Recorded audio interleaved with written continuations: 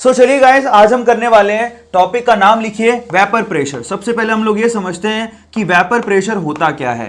सो लिखिए vapour pressure, इस चीज को समझेंगे। Now what is vapour pressure, लिखिए। ये किसके लिए होता है वेपर प्रेशर, जरा चेक कीजिए। ये ऐसे सब्सटेंस के लिए हम बात कर रहे हैं जो कि वोलेटाइल होता है नेचर में। समझिए, जैसे कि आपने कभी कभार पेट्रोल या डीजल आपके गाड़ी में खत्म हो गया होगा तो आप बोतल लेके पेट्रोल भरवाए होगे या डीजल भरवाए होगे। पेट्रोल एक ऐसा सब्सटेंस है जो कि वोलेटाइल होता है नेचर में। तो वो क्या होता है, वो लिक्विड फॉर्म में भी प्रेजेंट होता है, आपको पता है, उसकी वेपर भी बन जाती है, सब जानते हैं। सो हम ऐसे सब्सटेंसेस की बात करेंगे। वेपर प्रेशर का मतलब जो कि वेपर, ऐसा लिक्विड जो कि वेपर की फॉर्म में भी प्रेजेंट हो, बात समझ रहे हो, जो कि वोलेटाइल हो, उन सब्सटेंस की अब हम बात करने वाले हैं। Now what is vapour pressure, that is the partial pressure, लिखिए the partial pressure exerted by gas, exerted by any vapor or gas,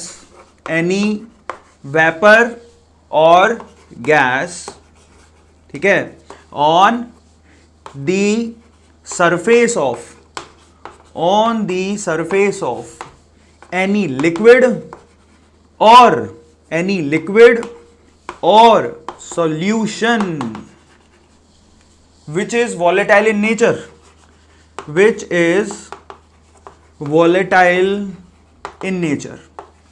तो ये काफी इंटरेस्टिंग है, जरा ध्यान से इसको देखिएगा। वेपर प्रेशर का मतलब क्या होता है, ऐसे हमने लिक्विड लिया या सॉल्यूशन लिया है जो कि कैसा नेचर का है, वोलेटाइल।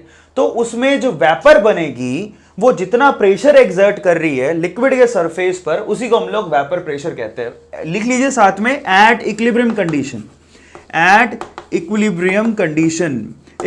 कंडीशन में, ये भी ऐड ऑन कर लीजिए, आपको काम देगा। इक्विलिब्रियम कंडीशन में हम लोग क्या करते हैं, वेपर प्रेशर को चेक करते हैं। सबको समझ में आ गया? So this is called vapour pressure, ठीक है। अब हम लोग क्या करने वाले हैं, चेक करने वाले हैं कि कौन कौन से फैक्टर हैं जो कि वेपर प्रेशर को क्या करते हैं, अफेक्ट करते हैं। तो लिखिए factor affecting the vapour pressure, factors affecting vapour pressure, VP लिख देता हूं सीधे, ठीक है। बड़े ध्यान से इसको समझिएगा कि कौन कौन से फैक्टर हैं जो कि वेपर प्रेशर को क्या करते हैं, अफेक्ट करते हैं। तो सबसे पहला फैक्टर देखिए, now the first factor is temperature, ठीक है। लिखिए टेम्परेचर, पहला फैक्टर है हमारा टेम्परेचर T। अब आप खुद सोचिए, जरा ध्यान से इसको देखिए, मैं एक डायग्राम बनाता हूं जिससे आपको क्लैरिटी होगी। एक कंटेनर ले लिया, उसमें एक ऐसा सब्सटेंस भरा हुआ है बेसिकली जो कि वोलेटाइल नेचर का है, ठीक है। अब होगा कुछ यूं, ये उसका सरफेस हो गया उस लिक्विड का। अब अगर ये बंद है तो यहां से, क्योंकि ये वोलेटाइल नेचर का है, तो उसके कुछ क्या होगा, वेपर्स, यहां पर गैसेस फॉर्म में उसके मॉलिक्यूल्स प्रेजेंट होंगे या वेपर फॉर्म में प्रेजेंट होंगे। अब ये वेपर जितना प्रेशर एक्सर्ट कर रही है इसके सरफेस पर, उसको हम लोग वेपर प्रेशर बोलते हैं। क्लियर है? ये तो हमने ऊपर लिख दिया, वो भी इक्विलिब्रियम कंडीशन में, वो हमने ऊपर लिखा हुआ है।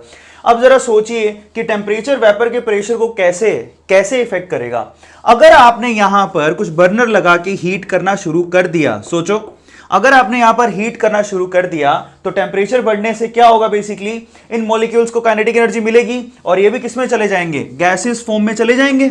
और जितने ज्यादा यहां पर गैस मौजूद होगी, प्रेशर उतना ही ज्यादा होगा, सिंपल सी बात है। तो फाइनली यहां पर टेम्परेचर बढ़ाने से, if we increase the temperature, the vapour pressure, ठीक है, the vapour pressure on liquid surface increases, simple सी बात है। If we increase the temperature, the vapour pressure, ठीक है, on this liquid surface is increases. किस वजह से? क्योंकि जैसे ही आप इनको क्या करोगे, बेसिकली हीट अप करोगे, तो ना सिर्फ इन मॉलिक्यूल्स को भी काइनेटिक एनर्जी मिल रही है, रैंडम मोशन बढ़ेगा तो प्रेशर भी बढ़ेगा, ठीक है। सो फाइनली फर्स्ट जो आपके पास फैक्टर अफेक्टिंग हो गया वो है टेम्परेचर। सेकंड पर चलते हैं, ठीक है। अब देखिए सेकंड क्या है, that is nature of liquid. Second क्या है, नेचर ऑफ लिक्विड। अब ये भी कैसा फैक्टर हुआ, देखिए वो लिक्विड के नेचर पे भी डिपेंड करता है। देखिए लिक्विड, आप मान लीजिए कि लिक्विड ऐसा हमारे पास जिसमें इंटरमोलिक्यूलर, ध्यान से सुनिएगा, जिसमें इंटरमोलिक्यूलर, ठीक है, फोर्स ऑफ अट्रैक्शन वीक है। कैसा है, वीक है, तो उसमें वेपर प्रेशर हाई होगा। खुद ही सोचिए, भाई एक मॉलिक्यूल, हमारे पास एक लिक्विड है, जरा सोचिए, हमारे पास सपोज कि 2 लिक्विड ले लिए हमने, तो यहां पर क्या किया, एक लिक्विड ऐसा है कि उसके अंदर है ना, यहां पर मॉलिक्यूल्स के बीच में फोर्स ऑफ अट्रैक्शन बहुत अच्छा है, लेकिन एक लिक्विड ऐसा है जहां पर फोर्स ऑफ अट्रैक्शन अच्छा नहीं है, तो वो थोड़ा दूर होंगे। अब यहां पर जरा गौर से चेक करो, क्योंकि इनके बीच में फोर्स ऑफ अट्रैक्शन अच्छा नहीं है, तो थोड़ी सी हीट देने पर ही ये वेपराइज हो जाएगा, क्योंकि यहां पर फोर्स ऑफ अट्रैक्शन अच्छा नहीं है। तो मतलब क्या निकलता है, ऐसे हमारे पास लिक्विड्स जिनके intermolecular force of attraction weak होते हैं, उनमें वेपर प्रेशर हाई होती है। जैसे कि आप कंपैरिजन कर सकते हो ईथर का, डाई इथाइल ईथर ले लो और साथ में क्या ले लो, इथेनॉल ले लो, ठीक है, इथेनॉल, ठीक है, डाई इथाइल ईथर या डाई मिथाइल ईथर ले लो आप, या फिर इथेनॉल ले लो। जैसे कि यहां चेक करो, CH3OCH3, इसको क्या बोलते हैं, ईथर, और ये C2H5OH। अब आप खुद से सोचिए, हमको सबको पता है कि CH3OCH3 ईथर के 2 मॉलिक्यूल के बीच में हाइड्रोजन बॉन्डिंग होती नहीं, यहां पर फोर्स ऑफ अट्रैक्शन कैसा होता है, वीक, ठीक है। जबकि इथेनॉल में क्या होता है, यहां पर हाइड्रोजन बॉन्डिंग होती है 2 मॉलिक्यूल के बीच में, तो यहां पर जो आपके पास फोर्स ऑफ अट्रैक्शन होता है वो स्ट्रॉन्ग होता है। क्यों होता है स्ट्रॉन्ग, इसलिए होता है क्योंकि यहां पर हाइड्रोजन बॉन्डिंग हो जाती है। बात समझे कि नहीं समझे? तो यहां पर 2 मॉलिक्यूल्स, इथेनॉल के केस में 2 मॉलिक्यूल्स में फोर्स ऑफ अट्रैक्शन अच्छा है, जबकि ईथर के केस में नहीं है। तो यहां पर इसको जैसे ही आप थोड़ी सी हीट दोगे तो ये तुरंत क्या हो जाएगा, बेसिकली गैसेस फॉर्म में या वेपर फॉर्म में कन्वर्ट हो जाएगा, तो वेपर प्रेशर बढ़ेगा। इसका मतलब ये है फाइनली, जहां intermolecular force of attraction weak होते हैं वहां पर वेपर प्रेशर ज्यादा होता है। जैसे एग्जांपल ईथर और इथेनॉल का ले सकते हो, डाई मिथाइल ईथर जो नीचे लिखा है और ये इथेनॉल, इन दोनों का कंपैरिजन कर लीजिए। यहां पर आपको किसका वेपर प्रेशर ज्यादा दिखेगा, ईथर का, क्योंकि वहां पर फोर्स ऑफ अट्रैक्शन क्या है, वीक है। चलिए, ये हमारा सेकंड फैक्टर अफेक्टिंग हो गया। Now will talk about third one is boiling point, ठीक है, बॉइलिंग पॉइंट। अब इसको समझना भी आसान है, जरा ध्यान से इसको देखिए। बॉइलिंग पॉइंट कैसे फैक्टर हो गया, देखिए, ऐसा लिक्विड जिसका बॉइलिंग पॉइंट कम है, मैं यहां लिख देता हूं, the liquid which have lower boiling point, ठीक है, और लेसर बॉइलिंग पॉइंट। जिसका बॉइलिंग पॉइंट कम है बेसिकली वो बहुत जल्दी क्या हो जाएंगे, वेपर फॉर्म में कन्वर्ट हो जाएंगे। The liquids which have lesser boiling point have higher vapour pressure. खुद ही सोचिए कि एक लिक्विड ऐसा है जिसका बॉइलिंग पॉइंट बहुत ही कम है, तो कम टेम्परेचर पे ही बॉइल हो जाता है। अगर कम टेम्परेचर पे बॉइल हो जाता है तो वो क्या करेगा, यहां से थोड़ी सी हीट दोगे तो गैसेस फॉर्म में कन्वर्ट हो जाएगा, उतना ही वेपर प्रेशर बढ़ेगा। सिंपल सी बात है। सो यहां पर थर्ड पॉइंट क्या बना, the liquids which have less boiling point have higher vapour pressure. सबको समझ में आ गया? सो फाइनली ये हुआ थर्ड। अब चलते हैं हम लोग फोर्थ फैक्टर अफेक्टिंग पर, ठीक है। फोर्थ क्या है, that is purity of liquid. बड़े ध्यान से देखिएगा, प्योरिटी ऑफ लिक्विड। तो चलिए अब हम आगे चलते हैं। अब एक पॉइंट मेरे साथ साथ लिख लीजिए, यहां पर मैं लिखवा देता हूं, लिखिए, the pure liquid has always, ध्यान से लिखते जाइएगा मेरे साथ, always higher vapour pressure as compare to its solution, as compare to its solution. देखिए, अगर कोई आपने यहां पर लिक्विड लिया और वो प्योर फॉर्म में है, उसका वेपर प्रेशर हमेशा ज्यादा होगा किसके कंपैरिजन में, जब आप उसको किसी के साथ मिक्स करके सॉल्यूशन बनाते हैं। तो बड़े ध्यान से समझिएगा इसको। अब ये कैसे हुआ, देखिए, जब वो प्योर स्टेट में था, कोई भी वॉलेटाइल्स आपके पास लिक्विड प्योर स्टेट में था, तो पूरे सरफेस पर सिर्फ उसी के मॉलिक्यूल थे, ठीक है, पूरे सरफेस पर सिर्फ उसी के मॉलिक्यूल थे। तो वो आसानी से क्या हो सकते थे, थोड़ा सा हीट लेने पर ये सारे के सारे क्या हो सकते थे, बेसिकली वेपर फॉर्म में कन्वर्ट हो सकते थे। ये तो हो गया प्योर। लेकिन अगर आपने कुछ ऐड कर दिया इसमें और इसका सॉल्यूशन बना दिया, तो सरफेस पे जो वॉलेटाइल सब्सटेंस है उसके मॉलिक्यूल्स तो घट गए। अब जरा समझें, अगर मैंने इसका सॉल्यूशन बना दिया तो अब सरफेस पर इसके मॉलिक्यूल सिर्फ यहां प्रेजेंट है, सपोज। क्यों? क्योंकि जिसके साथ आपने सॉल्यूशन बनाया है वो भी तो प्रेजेंट होगा। समझ पा रहे हैं? वो भी तो प्रेजेंट होगा। तो देखिए, यहां पर मैं इसको थोड़ा सा डिफरेंशिएट कर देता हूं, सपोज ऐसे। देखिए जरा ध्यान से, अब ये तो है आपका कौन सा, ये प्योर वाला जो आपने ये वाला लिया था, ये वाला लिक्विड ए मान लेते हैं, तो ये ए हो गया, और आपने इसको बी के साथ मिक्स कर दिया है, तो ये बी के मॉलिक्यूल्स हो गए जो कि सरफेस पर जगह लेंगे, और ये ए के मॉलिक्यूल्स हो गए। अब खास बात देखो, ए के मॉलिक्यूल जो है सरफेस पर कम हो गए। अगर मॉलिक्यूल ही कम हो गए तो वेपर प्रेशर तो क्या हो जाएगा, कम हो जाएगा। इसका मतलब क्या है, प्योर फॉर्म में अगर कोई लिक्विड होता है तो उसका हमेशा जो वेपर प्रेशर होता है वो क्या होता है, हाई होता है। ठीक है, सो चलिए गाइस आगे चलते हैं। अभी तक हमने ये देख लिया कि वेपर प्रेशर कहते किसको हैं और फाइनली कौन कौन से फैक्टर हैं जो कि वेपर प्रेशर को क्या करते हैं, अफेक्ट करते हैं। हम लोग याद रखिएगा यहां पर किसकी बात कर रहे हैं, वोलेटाइल सब्सटेंसेस की बात कर रहे हैं, जो कि खुद लिक्विड फॉर्म में भी प्रेजेंट होता है, और क्योंकि वो वोलेटाइल है तो वहां पर वेपर भी होती है, यानी कि गैसेस फॉर्म भी प्रेजेंट है। तो यहां पर सारा खेल किसका है, वोलेटाइल सब्सटेंसेस का है। ठीक है, और इसी के ऊपर किसने स्टडी की थी, वोलेटाइल सब्सटेंसेस का है, और इसी के ऊपर स्टडी की थी किसने, रोल्ट ने। बड़े ध्यान से देखिएगा, बहुत बार पूछा जाता है कि रोल्ट लॉ और हेनरी लॉ में फर्क क्या है। एक्चुअल में वो दोनों की स्टेटमेंट ऑलमोस्ट सिमिलर है, लेकिन फर्क ये है कि हेनरी ने जो लॉ दिया था क्या था, that is P is equal to KH into X, यानी कि partial pressure exerted by any gas is directly proportional to the mole fraction present of that gas in liquid. ये किसके लिए था, यहां पर एक गैस अलग था और लिक्विड अलग था, और उस गैस को आप मिक्स करने की कोशिश कर रहे थे। ये तो था हमारा हेनरी लॉ, इस चीज को समझें। ठीक है, ये हमारा कौन सा लॉ था, हेनरी लॉ। लेकिन यही सेम स्टेटमेंट रोल्ट भी कहता है, लेकिन किसके लिए कहता है, वहां पर सिर्फ और सिर्फ इतना ही फर्क है कि रोल्ट ये सारी चीजें वोलेटाइल सब्सटेंस के लिए कहता है। सबको समझ में आ गया? तो इसका स्टेटमेंट लिखते हैं। सबसे पहले तो रोल्ट लॉ था क्या, जनरल वे में रोल्ट लॉ था क्या, जरा उसको चेक करें। ये क्या लिखता है, लिखो for any volatile substance the partial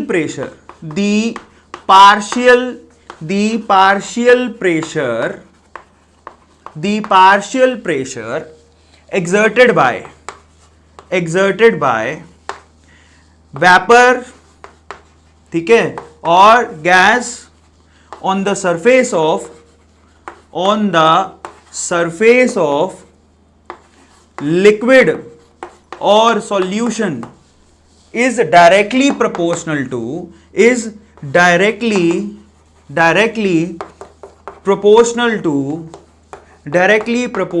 two its mole fraction in liquid और solution। देखिए स्टेटमेंट सारे सिमिलर है, सिर्फ एक ही चीज का फर्क है कि यहां पर जो भी स्टडी की गई वो वोलेटाइल सब्सटेंस के लिए थी। ये जनरलाइज स्टेटमेंट है रोल्ट की। वो ये कहते हैं कि किसी भी वोलेटाइल सब्सटेंस में जो वेपर प्रेशर बना रही है, उसमें जो प्रेशर बन रहा है वो डायरेक्टली प्रोपोर्शनल होगा किसके, जो वेपर है उसके मोल फ्रैक्शन के, जो कि लिक्विड में प्रेजेंट है। यही चीज किसने कही थी, हेनरी ने भी, लेकिन वहां पर सिर्फ अलग से गैस थी और अलग से लिक्विड था। यहां पर वोलेटाइल सब्सटेंस है जिसकी खुद की गैस है और खुद का ही लिक्विड है। ये एक जनरलाइज स्टेटमेंट है रोल्ट की, इस चीज को समझना बहुत जरूरी है। अब उसने क्या किया, अपने दो एक्सपेरिमेंट किए, अलग अलग केसेस लेते हैं। उसने सबसे पहला एक केस बनाया, जरा ध्यान से उसको देखिए, इन सब चीजों का इफेक्ट देखना शुरू किया।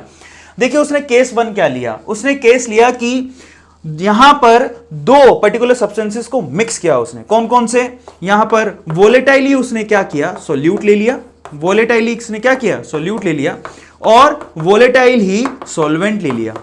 सोल्यूट भी वोलेटाइल है, सॉल्वेंट भी वोलेटाइल है। अब उससे वो एक सॉल्यूशन बनाना चाहता है। बड़े ध्यान से इसको चेक करिएगा। अब मैंने आपसे क्या कहा था, याद करो, जब हमने फैक्टर इफेक्टिंग पढ़ रहे थे तो मैंने कहा था प्योरिटी ऑफ लिक्विड मायने रखती है। अगर कोई लिक्विड प्योर है तो उसका वेपर प्रेशर ज्यादा होगा एज कंपेयर टू सॉल्यूशन। हालांकि यहां पर सॉल्यूशन भी किसका बन रहा है, वोलेटाइली सॉल्यूट है और वोलेटाइली सॉल्वेंट है, उन्हीं का सॉल्यूशन बन रहा है, लेकिन सरफेस पे मॉलिक्यूल तो कम हो जाएंगे ना। जरा ध्यान से इसको समझिए। सपोज कि हमारे पास एक सॉल्यूट है, केस को बड़े ध्यान से समझिएगा। ये मैं मान लेता हूं ये सॉल्यूट है, ठीक है, और ये सॉल्यूट वोलेटाइल है जिसका नाम रख देते हैं ए, ठीक है। अब यहां पर इस बीकर में सिर्फ और सिर्फ यही सॉल्यूट है जिसके आपको मॉलिक्यूल्स लिक्विड फॉर्म में यहां दिखाई दे रहे हैं, तो कुछ एक वेपर फॉर्म में भी है। देखिए यहां पर ये वेपर फॉर्म यानी गैसेस फॉर्म में है, ये लिक्विड फॉर्म में है, ऐसा मान लेते हैं, ठीक है, सबको दिख गया। अब ये प्योर है, और मैं मान लेता हूं कि ये जो यहां पर प्रेशर बना रही है इसकी वेपर, वो है PA0 मान लेते हैं, कोई प्रॉब्लम नहीं है ना। मैं कहता हूं प्योर है इस पूरे कंटेनर में सॉल्यूट A, ये उसकी लिक्विड फॉर्म है, ये उसकी गैस फॉर्म में, और यहां पर जो गैस फॉर्म प्रेशर बना रही है प्योर स्टेट में उसको बोल देते हैं PA0, ठीक है, मान लेते हैं। एक हमारे पास एक दूसरा सब्सटेंस और है B टाइप का, ठीक है, B टाइप का सब्सटेंस है। अब वो भी उस कंटेनर में प्योरली पड़ा हुआ है, उसके मॉलिक्यूल्स लिक्विड फॉर्म में ये रहे, देखिए थोड़ा सा डिफरेंशिएट कर दूंगा मैं यहां पर, लिक्विड फॉर्म में उसके मॉलिक्यूल्स ऐसे हैं बी के, दिखाई दे रहा है, और इसी के गैसेस फॉर्म में भी होंगे क्योंकि ये भी वोलेटाइल है। और खास बात देखो, इसके जो प्योर स्टेट में जो वेपर प्रेशर बन रहा है उसको मान लेते हैं हम लोग पी बी नॉट मान लेते हैं, जैसे इसका माना पी ए नॉट, उसका मान लिया पी बी नॉट। अब इन डायग्राम्स में एक खास बात है, एक तो मॉलिक्यूल्स यहां पर, अगर यहां पर ऐसे मॉलिक्यूल्स होंगे तो वो ए टाइप के हैं और ऐसे मॉलिक्यूल्स हो तो वो बी टाइप के हैं। लेकिन एक खास बात और आपने गौर किया कि यहां पर मैंने 3 मॉलिक्यूल दिखाए एयर के अंदर और यहां पर मैंने 2 ही दिखाए। मैं यहां पर यह कहना चाहता हूं आपसे कि इसका वेपर प्रेशर कम है एज कंपेयर टू दिस, ये कंडीशन हम लोगों को लेके चलनी है। वैसे आप किसी का भी ले सकते हो। सपोज हमको यहां पे क्या इनिशियली मानना है, that the P B not is less than P A not, इन कंडीशंस पे काम करना है। सबको समझ में आ गया? तो यहां पर रोल्ट ने भी ऐसा ही किया, यहां पर 2 वोलेटाइल सब्सटेंसेस लिए, ये सॉल्यूट है ये सॉल्वेंट है, और सॉल्वेंट का vapour pressure as compare to solute कम है, ऐसा मान लेते हैं। अब इन दोनों को क्या किया, उसने मिक्स कर दिया। अब आप सोचो कि इसमें उसने क्या किया, ए को भी डाल दिया बी को भी डाल दिया, दोनों वोलेटाइल हैं, तो डालती क्या होगा, इस सरफेस पर ए के मॉलिक्यूल्स भी होंगे और बी के मॉलिक्यूल्स भी होंगे। अब जरा चेक करो, यहां पर तो कंडीशन ये थी कि यहां पर सिर्फ और सिर्फ ए के मॉलिक्यूल्स प्रेजेंट थे और यहां सिर्फ और सिर्फ बी के मॉलिक्यूल्स प्रेजेंट थे सरफेस पे। लेकिन अचानक से आपने इन दोनों को मिक्स किया तो यहां पर ए के मॉलिक्यूल्स भी हैं और बी के मॉलिक्यूल्स भी हैं। ये ए का ये बी का, आप सरफेस पर किसी एक का मॉलिक्यूल प्रेजेंट नहीं है, दोनों के मॉलिक्यूल्स प्रेजेंट हैं। जरा ध्यान से इसको देखो। अब ऐसा सॉल्यूशन तैयार हुआ। अब जरा गौर से चेक करो, ऐसे सॉल्यूशन में अब क्या होगा, मैंने आपसे पहले ही कहा था कि प्योर कंडीशन में वेपर प्रेशर ज्यादा होता है एज कंपेयर टू सॉल्यूशन। तो अब मैं मान लेता हूं कि जो ए है वो प्रेशर बना रहा है पी ए और जो बी है वो प्रेशर बना रहा है पी बी, मान लेते हैं, क्योंकि वेपर प्रेशर कम हो जाएगा, अब तो सेम नहीं रहेगा क्योंकि सरफेस पर इनके मॉलिक्यूल घट गए। यहां पर तो सभी ए के थे लेकिन यहां तो नहीं है सभी ए के, यहां तो बी के भी प्रेजेंट है। इसका मतलब इसका जो पार्शियल प्रेशर है ए का वो अब घट जाएगा। ठीक है, तो मान लेता हूं कि ऊपर की तरफ ऐसे हैं कुछ, यहां पर ये पड़े हुए हैं इस तरह से, तो ए का पार्शियल प्रेशर पी ए मान लेते हैं और बी का पार्शियल प्रेशर पी बी मान लेते हैं। अब मैं आपसे अगर सवाल पूछूं कि सॉल्यूशन के अंदर टोटल प्रेशर कितना है, तो आप क्या कहोगे, that is P A plus P B, हाँ या ना? सही है, यही तो पार्शियल प्रेशर होगा, that is P A plus P B, इन दोनों के समेशन के इक्वल होगा। अब सवाल ये कि पी ए कितना है, सो पी ए, अब आप सोचिए ये क्या कहता था, ये कहता था कि किसी भी सॉल्यूशन में पार्शियल प्रेशर किसके डायरेक्टली प्रोपोर्शनल होगा, उस पर्टिकुलर सब्सटेंस के मोल फ्रैक्शन के डायरेक्टली प्रोपोर्शनल होगा जो कि सॉल्यूशन में प्रेजेंट है। सही है, तो अब जरा ध्यान से देखो, मैं मान लेता हूं कि आपने ऊपर से जो ए डाला है उसके मोल फ्रैक्शन है एक्स ए, जो आपने बी डाला है उसके मोल फ्रैक्शन प्रेजेंट कितने हैं, लिक्विड फॉर्म में एक्स बी, लिक्विड फॉर्म में एक्स ए और एक्स बी आपने यहां डाल रखा था। तो अब जरा चेक करो, P A is directly proportional क्या होगा, एक्स ए, यहां पर pressure of A is directly proportional to X A, यही तो वो बोल रहे हैं यहां पे कि यहां पर पार्शियल प्रेशर जो है वो डायरेक्टली प्रोपोर्शनल होगा कि इसके मॉलिक्यूल्स या फिर मोल फ्रैक्शन कितने प्रेजेंट है लिक्विड में। सबको समझ में आ गया? So P is directly proportional to X ए।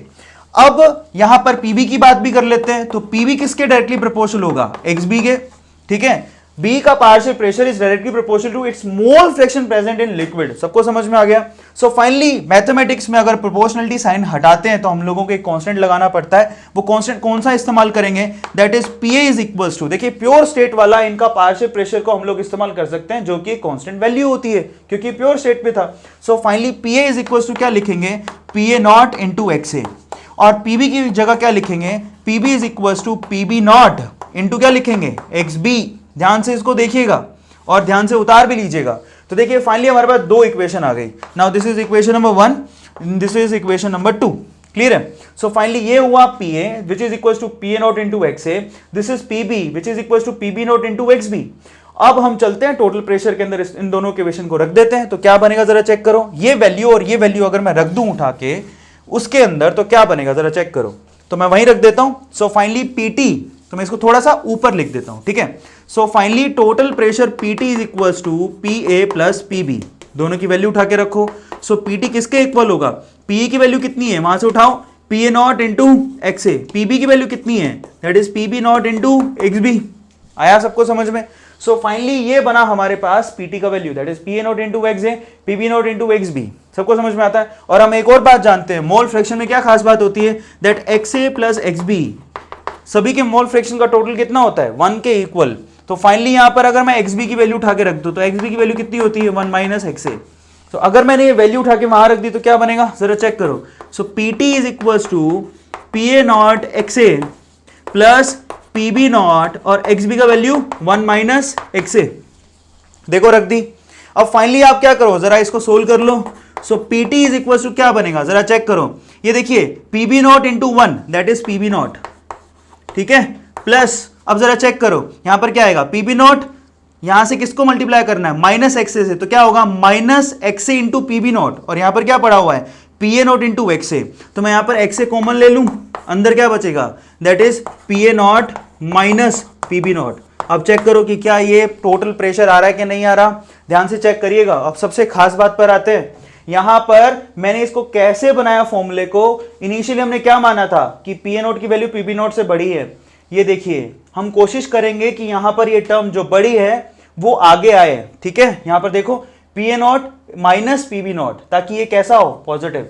तो इस तरह से हमने क्या किया, इनको सेट किया हुआ है फॉर्मूलों को इसके रिस्पेक्ट में। तो फाइनल जो प्रेशर बनेगा उसका फॉर्मूला क्या होगा that is PB not plus XA PA not minus PB not. सबको समझ में आ गया। सो फाइनली ये टोटल प्रेशर का फॉर्मूला है। आप इसको चेंज भी कर सकते हो, जब यहां पर आप PB नॉट को बड़ा कर दोगे as compare to PA not, तो आप यहां पर क्या करिए XB की जगह XA का वैल्यू रख देना, ठीक है। तो XA equals to 1 minus XB इसमें रखोगे तो आपके पास फॉर्मूला मिल जाएगा। सो फाइनली ये हमने फॉर्मूला यहां ड्राइव कर लिया कि रोल्ट के जो फर्स्ट केस था जिसके अंदर वोलेटाइल ही सोल्यूट है हमारे पास और वोलेटाइल ही सॉल्वेंट है, उस केस में टोटल प्रेशर का फॉर्मूला क्या आता है यहां नीचे लिखा है। हम इसमें न्यूमेरिकल भी करेंगे, इसमें और भी चीजें बाकी हैं। अभी हमें एक ग्राफ प्लॉट करना है और उसके बाद रोल्ट का सेकंड केस भी देखेंगे नेक्स्ट वीडियो में, ठीक है। टिल देन बड़े ध्यान से इस वीडियो को देखिएगा और इसको नोट डाउन कर लीजिएगा, शेयर करिएगा उन स्टूडेंट को जिनको सीरियसली इनकी जरूरत है। और आज का मैं होमवर्क दे देता हूं, डिस्क्रिप्शन बॉक्स में आप लोगों को अपना होमवर्क चेक करना है। सॉलिड स्टेट का दूसरा लेक्चर आपको कर लेना है और सॉलिड स्टेट को कवर कर लेना है। नेक्स्ट वीडियो मिलते हैं, till then thank you so much, thanks a lot.